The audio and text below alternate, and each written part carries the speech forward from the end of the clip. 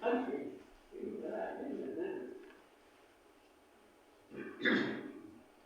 Our scriptures for today is taken from Genesis, way back to Genesis chapter 5.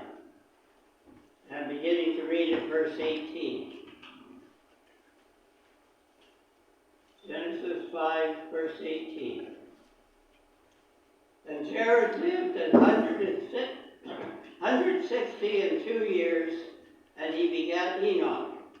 And Jared lived after he begat Enoch 800 years, and begat sons and daughters. And all the days of Jared were 962 years, and he died. And Enoch lived 65 years, and begat Methuselah. And Enoch walked with God after he begat Methuselah 300 years, and begat sons and daughters. And all the days of Enoch were 365 years. And Enoch walked with God, and he was not, for God took him. And Methuselah lived 187 years, and begat Lamech.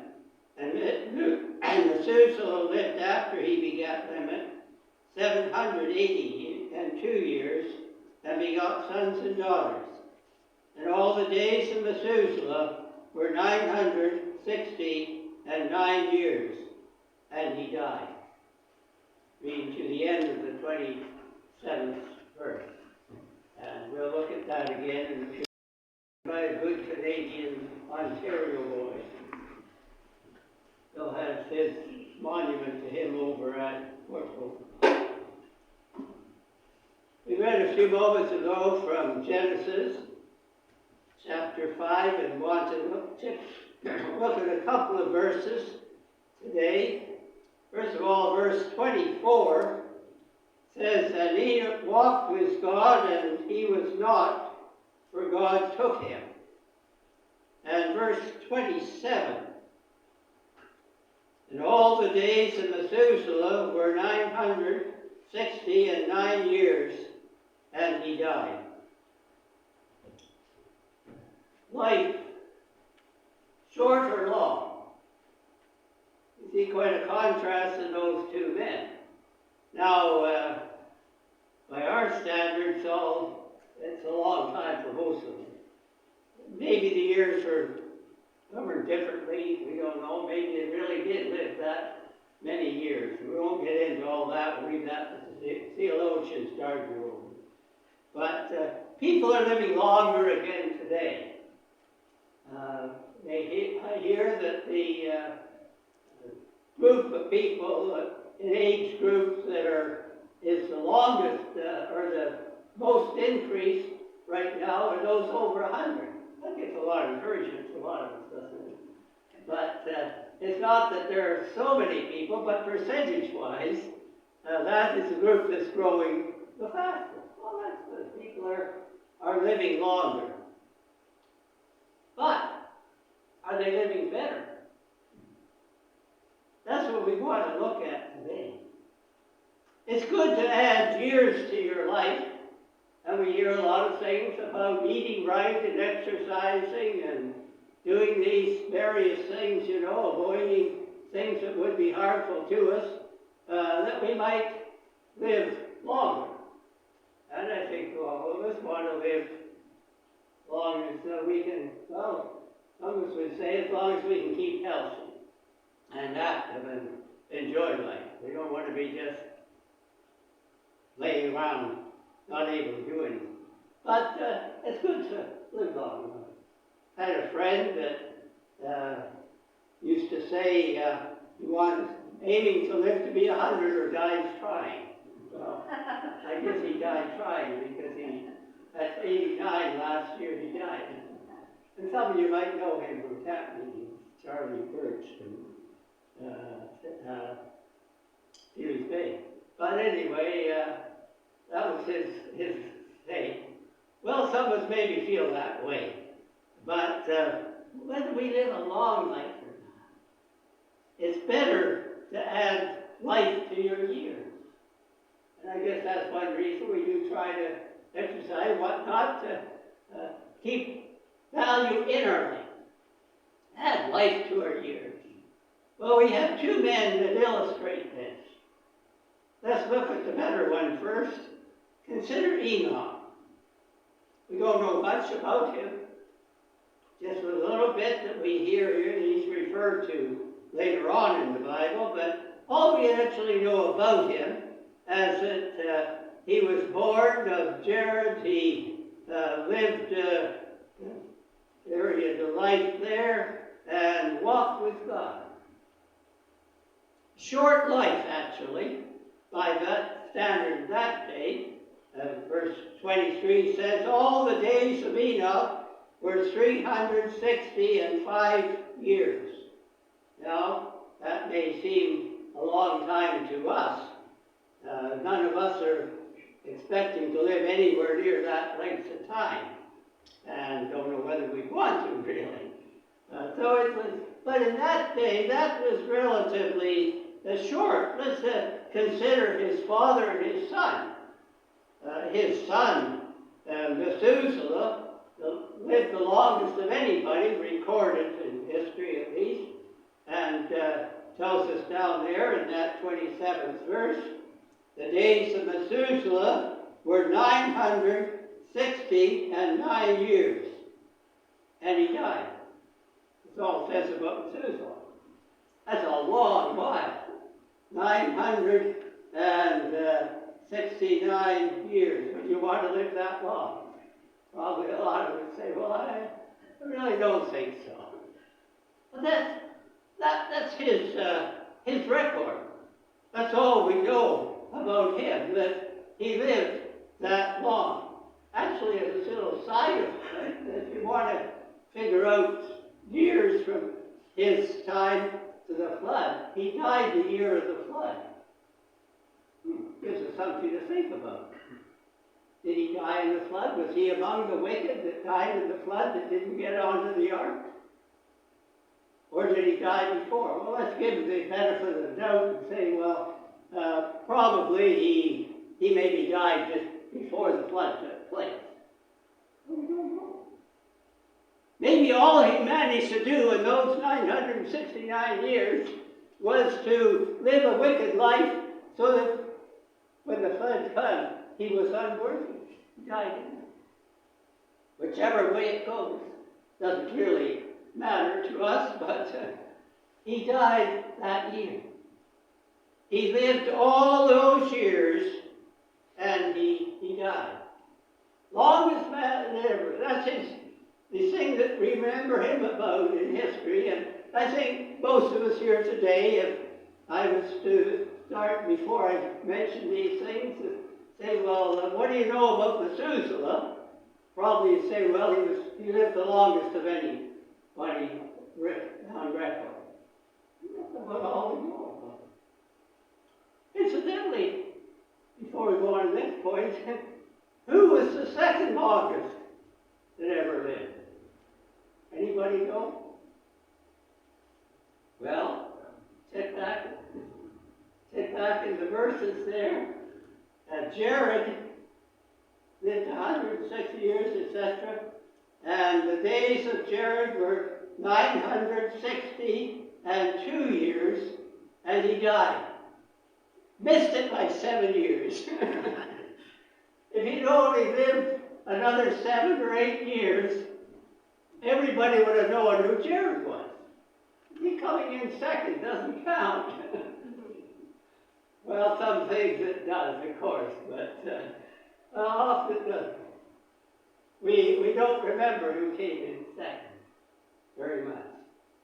As history goes on in the baseball field, that people will look at who won the World Series, and you'll see Texas won it this year.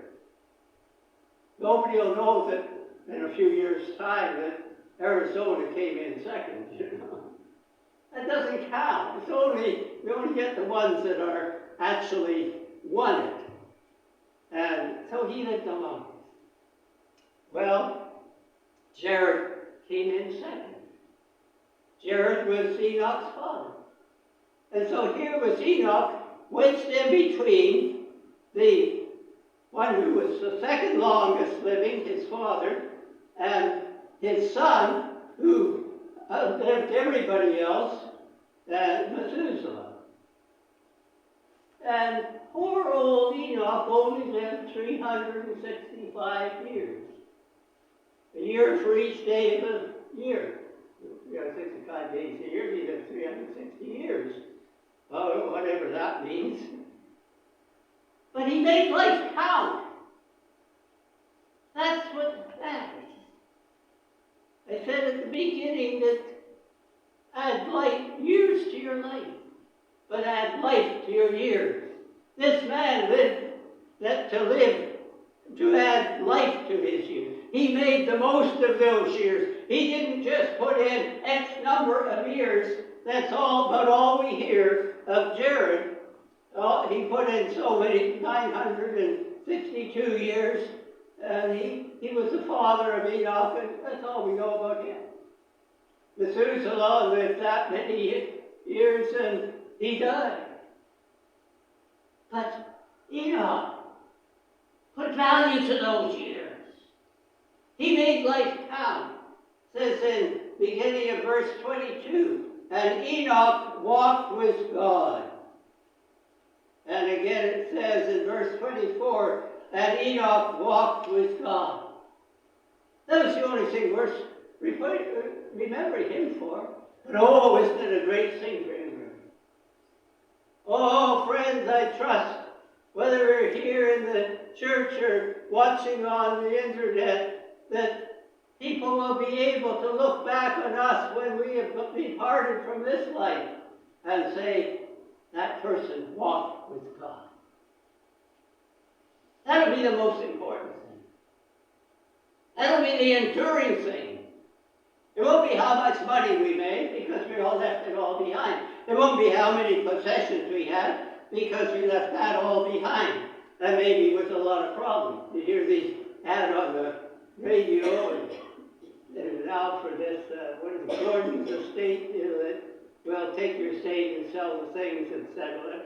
And there's a lady on there that says, I didn't realize that downsizing would be this hard. What am I going to do with all this stuff? Isn't that it? I think we could all, well, most of us anyway, could echo that. What am I going to do with all this stuff? I have too much room in the little apartment downstairs, so I have a locker over my lockers here to keep my stuff. And sometimes I wonder, I've been told that, well, you would have better just to sell it all off or get rid of it, and then if you need it later, get some more, because you're paying money every month to keep that stuff there. Well, that's a good point. I wonder too about it.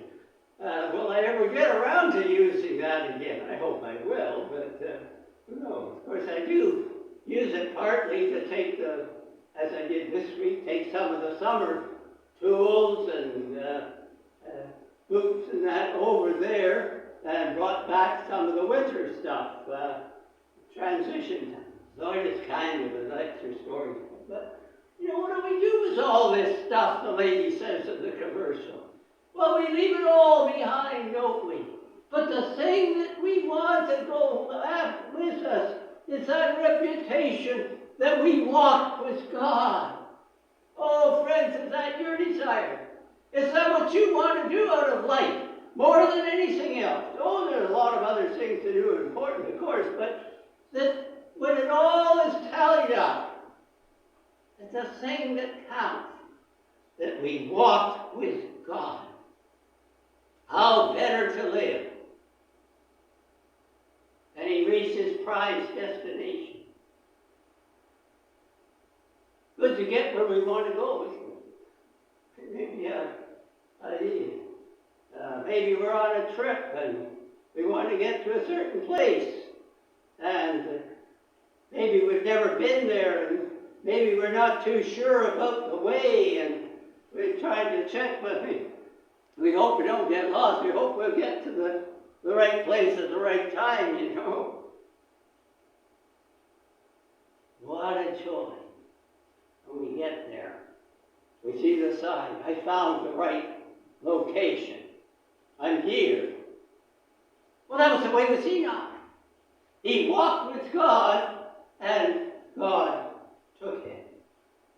It says there, for God took him. God took him to his own place. Story, you know, a little girl that telling you this, he said that, well, Enoch and God walked along, and after a while they got a long way, and God said, well, we're closer to my place than they are to yours, so you might as well just come home with me. Well, that's a good way to describe it, isn't it? It takes a little child to think of that way, probably. Yeah, God took him home. The only man that, well, there's two, I guess, him and Elijah, and the only two that record that they didn't die. God took them. What a great one. That would be great. We're looking forward to the return of Christ. If he comes in our lifetime and takes us home, we don't have to die. The funeral's already prepaid, so what? We won't need it then. We're going to be with the Lord. That was the case with Enoch. He walked with God all the way home. And our home is in heaven, right? This world is not my home, I'm just a passing through. He walked with God. Home with Jesus, where God is desired. Well, we've been talking a little bit about Methuselah. Let's look at him a little more. He had a long life. 969 years. That's a long while. Did he die in the flood? Maybe. Was he that wicked? You know, it says in the 6th chapter, the 5th verse there, God saw that the wickedness of man was great in the earth, and that every imagination of the thoughts of his heart was only evil continually. That was that group that died in the flood. That's why God had to destroy them. They got so wicked that he had to destroy them. See, Noah, the few people that had obeyed, they got a fresh start. God doesn't take sin lightly. He's patient. He's forgiving. But those who will not be, and it says there of those wicked that they were unrepentant. It says that wickedness of man was great in the earth. Not so terribly bad. And every imagination of the thoughts of his heart was only evil continually. Sometimes we look around about the world today and we see, well, it's getting pretty close to that, but it wasn't quite as bad yet anyway. There's still a lot of good people and good thoughts, and even some that don't know God are trying to live a decent life. Doesn't really count for some reason, but it's better than living a bad life. I've often said, you know, I'd like to have Christian neighbors around me, but it's better to have good neighbors, even if they aren't Christians, than bad neighbors.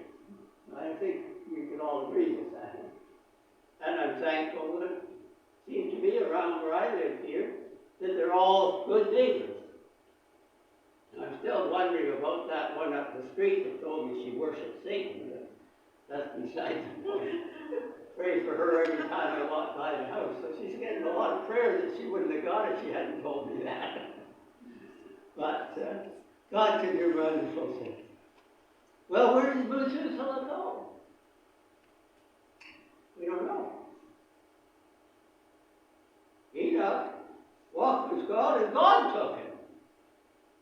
Methuselah died. That's all it says about him. That's what he said in the verse. He lived all those years, and he died. Don't know where he went. He died in the flood. He didn't have any hope. He died before the flood. He may have gone to the Lord. But we don't know. All it says is that he died. That's That's all the reputation that he was left with. No destination recorded. What will it say on our tombstone? Well, we're preparing the epitaph for ourselves, aren't we? Are we walking with God? Are we living a life worth celebrating? I don't mean by a lot of parties, but a life worth celebrating. You know, we hear these celebrations of life. I still like the old term of funeral. I don't know. I feel that when I die, I don't want people talking about what I did through life. I want to talk about the Lord. I want it to be a gospel message. But I still hope that I will leave a reputation that somebody could say something good about me, at least if they wanted to. But a life worth celebrating. A life that can be remembered. That people will be able to look back and say, I'm glad I knew that person. I'm glad that person came our way. I'm glad I had some experience. I trust that will be true for each and every one of us. Not just putting in time. Sometimes as we go along life, we may get some of those days when we see that we're just putting in time. We get to the end of the week and just seems things didn't go too well, and just looks like we really didn't accomplish anything, and well, I just put in another 7 days. I hope you don't have many weeks like that. I very seldom do it anymore, but I can know sometimes in the past when it just seemed that way, you were just kind of putting in time, you know. But making life worth living. It's an old song that says, all I have to do is live and die. I'm in a hurry, but don't know why. Sometimes we're in a hurry and we don't know why. You have that problem? I do. I have trouble walking now. I walk fast, and sometimes, at least they tell me I walk fast, I guess I do. And I find sometimes that maybe, especially it gets uphill a bit, especially that hill going up to Walmart, that is true. But, you know, you get puffing pretty hard by the time you get up there. And you think, well, why couldn't I slow up a bit? Well, of course I do slow up on that hill. But some other places. And I'll try to slow up. I don't lift my feet very high when I walk, but I have discovered that if I lift them a little higher, that I can walk a little slower. So you might see me sometime walking down, going in, and then you'll see me start doing that, slowing up. You know, slow up. You don't have to be in such a hurry. The first thing you know, I'm going at my own speed again. Just speeding through life. I'm in a hurry, but I don't know why. The song says, all I have to do is live and die. Oh, I hope that's not it. I hope we have more to do than just live and die. We're going to do that. But I trust that we're living with some purpose. And I trust that purpose is to walk with God as Enoch did. Oh, we might want to possess certain things and have some comforts and some things about us. Nothing wrong with that. We might want to do something for our families and accomplish that. But above all, let it be that we walk with God. Not live for the world. Died and left it all.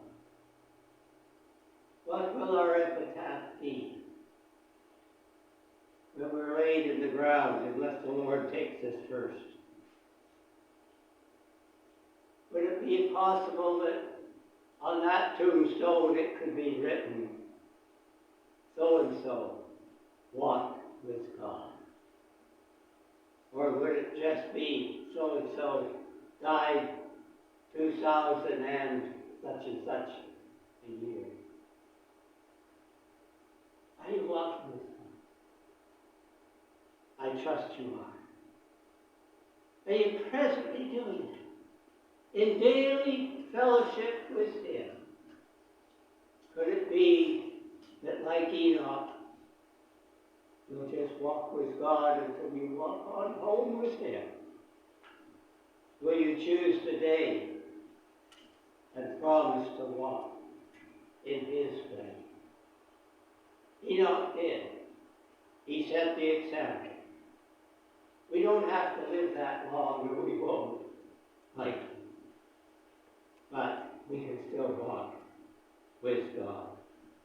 And I'd like us to sing a song that expresses that, of Him having His way with me.